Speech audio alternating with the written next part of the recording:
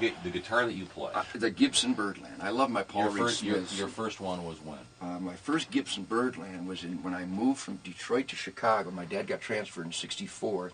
I had just absolutely been stunned by Jimmy McCarty with Mitch Ryder's original band, Billy Lee and the Rivieras, Earl Elliott on the bass guitar, Johnny Bonangic on drums.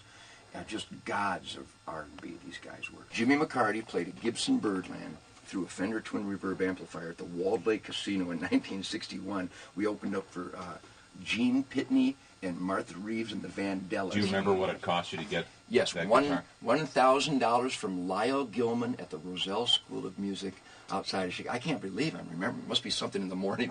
$1,000 in those days is a lot. And I didn't have $10, but I was cutting lawns, selling night crawlers, giving guitar lessons, and doing varmint control in Hoffman Estates outside of Chicago. Wow. All of the above illegal. And my dad, varmint control. My dad said, "Yeah, you could have a $1,000 guitar. Get a job." Now these Birdland guitars are the epitome of American craftsmanship. I mean, they are revered. Willie, my light god out there, Willie just came back from London where he was being begged to go out and do the lighting show for Eric Clapton. And Eric Clapton, I don't do a very good limey accent, but Eric Clapton came in and went, "You got to work for Nugent, and he plays a damn loud hollow body guitar through the big amplifier." And I take a wood burner. Now this is rather a gentle one, but you see it's down there from many, many years ago. I actually take a wood burner, and I take this magnificent, extremely expensive, hand-carved arch-top guitar, and I scrawl my name in it like some kind of retarded child. Nugent. Number 7. And look at this. This Les Paul is worth. I was offered $100,000 by some wild Jap for this 1957 Les Paul. I think ever since about, I don't know, 1946. 46. I think we kind of segued into Asian things. But if you want Well, I'm glad you did. My dad was in World War II, pal. I'll never change. No, the Japs love me, man. We got the Japs love me. They got some road wear on them, don't they? You think? If I straddled you every night like that, my friend, you'd be You know what? I'd ask you to kill me and grill me. And now that would take some garlic and butter. this prison bitch. But see, this thing, even though it's just acoustic, Yeah. it has kind of a richness even. I got a story that you're one of the few radio get-downs that can handle the story. But I'm still not going to give it to you until I test you off air. All right. But I met the Funk Brothers in Motown. My band, The Lures, 1963, we won the Michigan Battle of the Bands. How unbelievable was that? I must have been, 13 years old.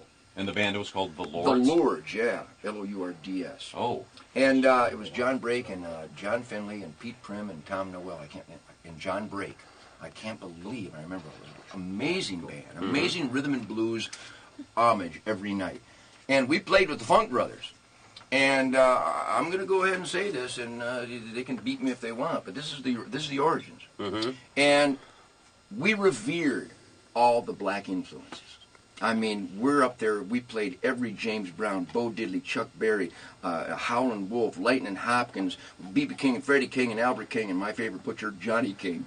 Well, here's young Ted trying his damnedest to play like James Brown's guitar player, and my band's whipping through high-heel sneakers and Shake a Tail Feather and all these black influence music. And we look over, and there's the same band that played on Stevie Wonder's Fingertips. I said, "Come on, come on, come on." I mean, and we were sweating. It was just unbelievable to be in their presence. They're sound checking. I'm sound checking right next to them. And I'm going, "Oh my God!" That'd be like a NASCAR fan making the last run with Earnhardt. I mean, it's the mountaintop of reverence for people. Well, this huge black guy, this Motown god of rhythm, a god of music, starts walking towards little Ted Nugent and his band. And I'm going, "Oh my God, there's a funk brother approaching us." And we're jamming, and we know that we're lame, we know that we ain't got no stuff, but we're putting our heart and soul into it for kids. But he walked over to me, huge black guy. I mean, the presence, the reverence, that we were just sweating love. And he put his hand on my shoulder, And I'm sitting there, I'm playing through a Fender basement amp, man, beautiful little blonde basement amplifier through a Fender duosonic guitar. He put his hand on my shoulder and he goes, "Boy, you keep playing like that, you're gonna be a nigger when you grow up." Yeah, every time I play, I feel mighty good, but when I come back home to Michigan, man, I gotta watch my ass. I'll blow up.